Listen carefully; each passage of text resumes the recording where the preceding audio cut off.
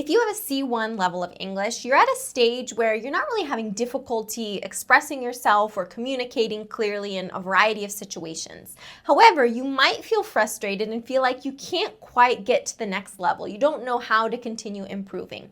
Well, reading classic literature is a fantastic way to help you get to that next level. It can help you to think more deeply in English and also express yourself in an even more sophisticated way. In this video today, I'm going to share with you some specific recommendations for classic books in English that I think are a good challenge if you are at the C1 level. The first book I want to recommend is very famous. It's Pride and Prejudice by Jane Austen.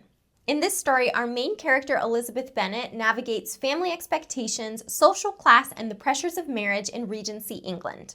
Along the way, she must question her first impressions as some unexpected relationships challenge her assumptions about others and herself. Austen is well known for her irony, which you'll find in this novel along with all of her other novels. And she's also well known for a specific technique called free indirect discourse. This is a technique that Austen uses to let us get into the mind of her characters. And Austen really ended up changing how psychological realism was written.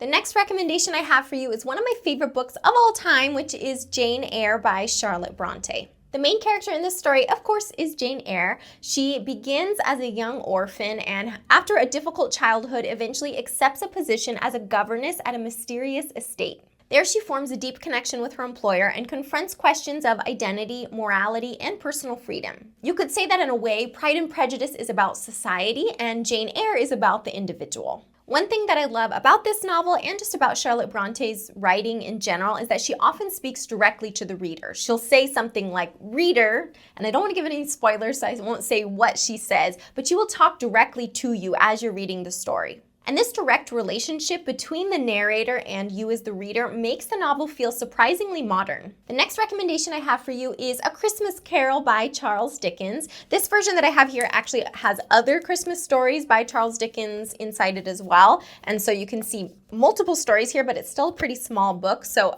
Christmas Carol itself, let's see, it's pretty short. Let me see here. It's only about that long. So it's a short story. And typically I would say that Charles Dickens' language is quite difficult, and I would usually say that you should wait until about the C2 level to really try reading Charles Dickens. However, I would say A Christmas Carol is the best place to start, and I would say it's appropriate even for a C1 level English user who is looking for a challenge. Now, if you're not familiar with the story, it follows a main character, Ebenezer Scrooge, who's actually one of the most famous characters in literature.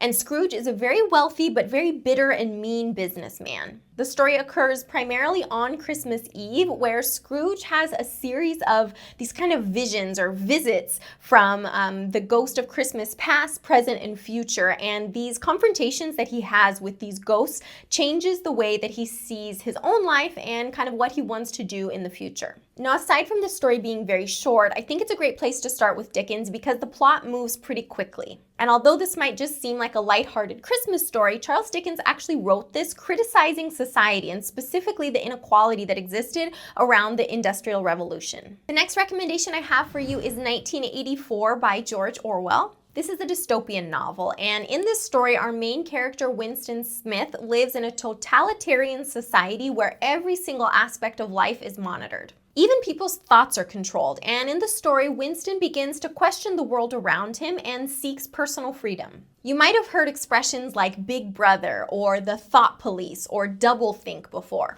Well, all of these terms actually originate from the story 1984. And the last recommendation that I have for you today is East of Eden by John Steinbeck. This is another one of my favorites. This is a generational story that is set in California's Salinas Valley. This is basically a retelling of parts of the book of Genesis from the Bible, especially Cain and Abel. It deals with questions like good and evil, free will, and whether people can overcome their past. I love that in this story, Steinbeck has created morally complex characters. This is a very rewarding read, and I highly recommend it. Now let me know here in the comments below if you have read or maybe just started to read a book in English, what it was and what your thoughts were so far. Well, I hope these recommendations were helpful. If you have read or maybe are currently reading a book in English, tell me what it is here in the comments below. And before you go, don't forget to subscribe. Here I share more tips on advanced English.